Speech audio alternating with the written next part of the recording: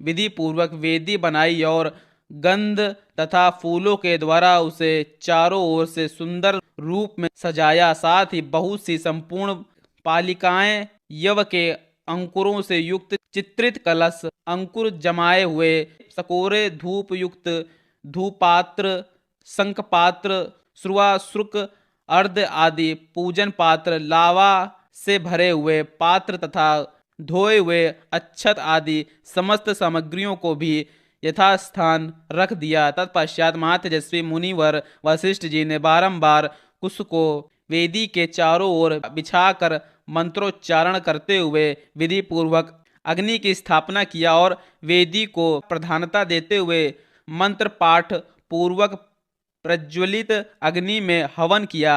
तदंतर राजा जनक ने सब प्रकार के आभूषणों से विभूषित सीता को ले आकर अग्नि के समक्ष श्री रामचंद्र जी के सामने बिठा दिया और माता कौशल्या का आनंद बढ़ाने वाले उन श्री राम से कहा, रघुनंदन तुम्हारा कल्याण हो, ये मेरी पुत्री सीता तुम्हारी सहधर्मिणी के रूप में उपस्थित है, इसे स्वीकार करो और इसका हाथ अपने हाथ में लो। ये परम पतिव्रता महान सौभाग्यवती और छाया की भांति सदा तुम्हारे पीछे चलने वाली होगी। ये कहकर राजा ने श्री राम के हाथ में मंत्र से पवित्र हुई संकल्प का जल छोड़ दिया। उस समय देवताओं और ऋषियों के मुख से जनक के लिए साधुवाद सुनाई देने लगा।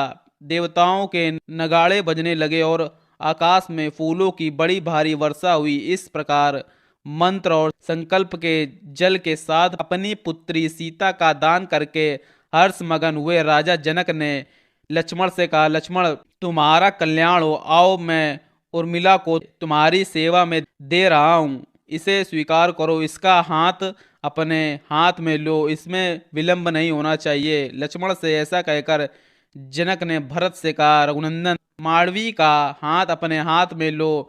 फिर धर्मात्मा मिथिलेश ने शत्रुघ्न को संबोधित करके कहा, महाबाहो तुम अपने हाथ से रीति कीर्ति का पाणी ग्रहण करो। तुम चारों भाई शांत स्वभाव वाले हो, तुम सबने उत्तम व्रत का भली भांति आचरण किया है। कुकुस कुल के भूषण रूप तुम चारों भाई पत्नी से संयुक्त हो जाओ, इस कार्य में विलंब नहीं होना चाहिए। राजा जनक का ये वचन सुनकर उन चारों राजकुमारों ने चारों राजकुमारियों के हाथ अपने हाथ में लिए। फिर वशिष्ठ जी की सम्मति से उन रघुकुल रतन महामनस्वी राजकुमारों ने अपनी अपनी पत्नी के साथ अग्निवेदी राजा दशरथ तथा ऋषि मुनियों की परिक्रमा की।